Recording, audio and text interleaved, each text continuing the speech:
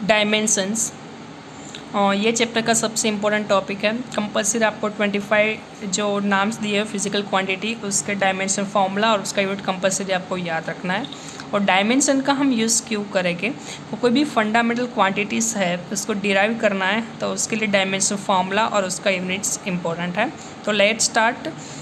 यहाँ पे total 25 physical quantity के बारे में डायमेंशन फार्मूला आपको याद रखना होगा। तो फर्स्ट एरिया, तो एरिया का डेफिनेशन है L इंटू बी। तो L और ब्रेथ का भी L, तो यहाँ पे क्या हो जाएगा L स्क्वायर। और लेंथ को हम यूनिट, लेंथ का यूनिट क्या है मीटर, तो यहाँ पे हो जाएगा मीटर स्क्वायर। सिमिलरली वॉल्यूम, तो L into B into H, तो लेंथ का भी L, ब्रेथ का भी L, हाइट का भी L, तो यहाँ पे L क्यूब। क्योंकि यहाँ पे B और H का यूज़ नहीं कर सकते क्योंकि हमारे पास फिजिकल और फंडामेंटल क्वांटिटीज़ क्या है, लेंथ, मास, टाइम, ल्यूमिनस इंटेंसिटी और टेम्परेचर इस टाइप की है। तो सभी इस टाइप के जो हाइट ब्रेथ है वो सब कुछ किस में आएगा, लेंथ में ही आएंगे। तो सबके हम यहाँ पे L लिखेंगे, तो L क्यूब, तो L क्यूब का यहाँ पे हो जाएगा मीटर क्यूब। उसके बाद वेलोसिटी, तो वेलोसिटी का फॉर्मूला है change in displacement upon time. तो change in displacement, change in displacement, तो डिस्प्लेसमेंट में क्या आएगा L और टाइम का आ जाएगा t। तो डिस्टेंस कोई भी आपको यहाँ पे L ही लेना है, तो डिस्प्लेसमेंट का L और टाइम t ऊपर आएगा तो क्या हो जाएगा L t माइनस 1। तो लेंथ का यहाँ पे मीटर और t इनवर्स का यहाँ पे सेकेंड इनवर्स हो जाएगा। एक्सेलरेशन, तो change in velocity upon time taken, तो चेंज इन वेलोसिटी का यूनिट क्या था L t minus 1 upon time, तो ये ऊपर आएगा तो क्या हो जाएगा L t minus 1 t minus 1, तो L t माइनस 2 लिख सकते हैं। तो यहाँ पे L t माइनस 2, तो लेंथ का यहाँ पे मीटर और t का यहाँ पे second minus 2। Mass, matter content in a body, simple है कि इसके अंदर बॉडी के अंदर कितना मास है, तो सिंपल m1 और उसका यूनिट है किलोग्राम, सिंपल है। डेंसिटी, तो डेंसिटी का फॉर्मूला है हमारे पास rho is equal to m upon V, mass पर वॉल्यूम। तो मास अपॉन वॉल्यूम, तो मास के लिए आप लिखोगे m और वॉल्यूम के लिए लिखोगे आप वॉल्यूम। तो वॉल्यूम के लिए अभी हमने देखा कि कौन सा था L क्यूब, तो यहाँ पे L क्यूब, तो यहाँ पे हो जाएगा m L माइनस क्यूब। और m का यूनिट क्या है किलोग्राम और लेंथ का कितना है मीटर माइनस क्यूब। फोर्स, तो फोर्स का फॉर्मूला हमारे पास है F is equal to M A, mass into acceleration. तो मास का तो यहाँ पे लिखते हैं m, एक्सेलरेशन, तो एक्सेलरेशन का कितना है L t माइनस 2, तो L t माइनस 2, तो देखा m L t minus 2, m का मतलब है क्या हो जाएगा, m का units kilogram metre second minus 1, otherwise kilogram metre पर सेकेंड स्क्वायर उसका यूनिट लिख सकते हैं। ये राइट ही है, पर फोर्स का यूनिट न्यूटन ने दिया हुआ था इसलिए शॉर्ट में हम न्यूटन भी लिख सकते हैं। और ये भी यूनिट सही है, ये भी यूनिट लिखोगे तो रॉन्ग नहीं होगा, किलोग्राम मीटर पर सेकेंड स्क्वायर। उसके बाद वर्क, तो वर्क का फॉर्मूला है फोर्स इंटू डिस्प्लेसमेंट।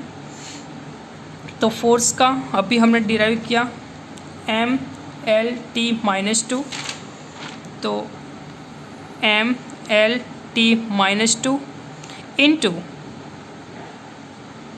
डिस्प्लेसमेंट। तो डिस्प्लेसमेंट का आप यूनिट क्या लोगे, तो L, फिर से मैं बता रहा हूँ फोर्स का यूनिट कितना है m L t माइनस 2, तो m L t minus 2 into displacement का L, तो क्या हो जाएगा m एज इट इज़, ये L और ये L, तो क्या हो जाएगा m L2 t माइनस 2, तो हो क्या m L2 t माइनस 2 और उसका यूनिट है जूल जे। पावर, तो amount of work done upon time taken. तो वर्क डन, तो वर्क का फॉर्मूला अभी हमने डिराइव किया कि m L2 t माइनस 2 और टाइम, तो t, ये ओ टी ऊपर जाएगा तो m L2 t minus 2, sorry t minus 2 t minus 1, तो कितना हो जाएगा m L2 T-3, तो वही लिखा है कि mL2T-3 और उसका यूनिट हो जाएगा जूल पर सेकंड। जूल पर सेकंड कैसे, क्योंकि ये उसका यूनिट तो ऑलरेडी कितना था हमने देखा, जूल, और उसका सेकंड ऊपर, तो जूल पर second, otherwise joule S inverse, otherwise what भी हम लिख सकते हैं। प्रेशर और स्ट्रेस, तो प्रेशर और स्ट्रेस का दोनों का फॉर्मूला है फोर्स पर एरिया। तो फोर्स का यूनिट तो अभी हमने देखा हुआ था mL/T। यहाँ पे m के ऊपर कुछ लिखा मतलब 1 होता है, याद रखना कि उसका मतलब 0 नहीं है, उसके ऊपर 1 है, तो m को एज इट इज़ भी हम लिख सकते हैं। तो mL/T-2 और एरिया, तो एरिया का हमारे पास है L2, तो डिवाइड में लिखूँगा मैं L2, तो L2 ऊपर जाएगा तो mL/T-2 L-2,